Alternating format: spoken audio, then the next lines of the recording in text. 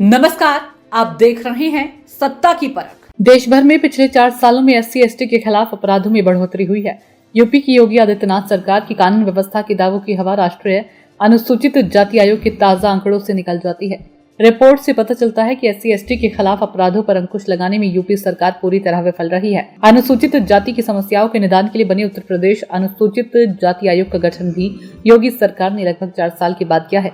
आयोग के पदाधिकारियों के साथ सीएम योगी आदित्यनाथ ने अपनी पहली ही अनौपचारिक बैठक में निर्देश दिए हैं कि SC/ST की समस्याओं के निदान के स्थान पर सरकारी योजनाओं के लाभ की जानकारी SC वर्ग के लोगों को दी जाए।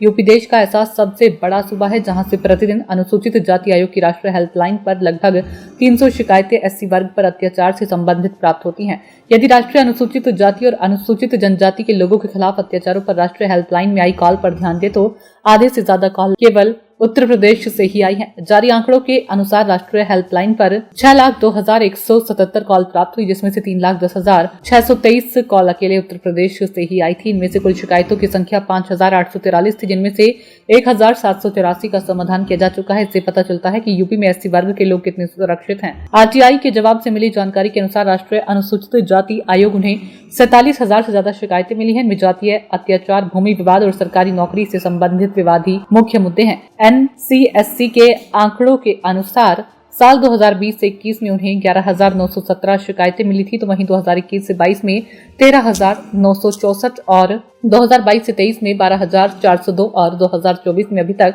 9,550 शिकायतें मिल चुकी है। 2022 में उत्तर प्रदेश में 12,287 मामले दर्ज हुए, जो कुल मामलों का 23.78% हिस्सा थे। इसके बाद राजस्थान में 8,651 और मध्य प्रदेश में 7,732 थे। जाति अत्याचार के महत्वपूर्ण मामले वाले अन्य राज्य बिहार में 6,799, ओडिशा में 3,576 और महाराष्ट्र में 2,706 थे।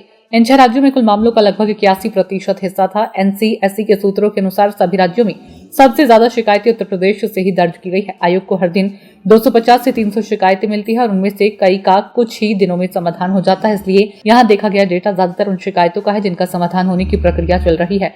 राष्ट्रीय हेल्पलाइन की निगरानी सामाजिक न्याय और अधिकारिता मंत्रालय द्वारा की जाती है। अनुसूचित जाति और अनुसूचित जनजाति अधिनियम के तहत नवीनतम सरकारी रिपोर्ट के अनुसार अनुसूचित जाति के खिलाफ अत्याचार के अधिकांश मामले 13 राज्यों में केंद्रित थे, जहां 2022 में सभी मामलों का 97.7% दर्ज किया गया। NC/SC के अध्यक्ष किशोर मकवाना के अनुसार आयोग को मिलने वाली सबसे आम शिकायतें अनुसूचित जाति समुदाय के खिलाफ अत्याचार से संबंधित है। इसके बाद भूमि विवाद और सरकारी क्षेत्र में सेवाओं से संबंधित मुद्दे हैं। उन्होंने कहा कि शिकायतों को तेजी से दूर करने के लिए अगले महीने से मैं या मेरे सदस्य राज्य कार्यालय का दौरा करेंगे और वहां लोगों के सामने आने वाली समस्याओं को भी देखेंगे। सियासी जानकारों का मानना है कि यूपी में दलितों के प्रति अत्याचार में कोई कमी नहीं आई है। सरकार के सभी दावे केवल कागजों तक सीमित है। थाने में बैठे हुक्मरान गरीब और दलित की बात सुनते ही नहीं है, तो ऐसे में उन्हें न्याय कहां से मिले। सत्ता की परख के लिए अवधेश कुमार सिंह की रिपोर्ट।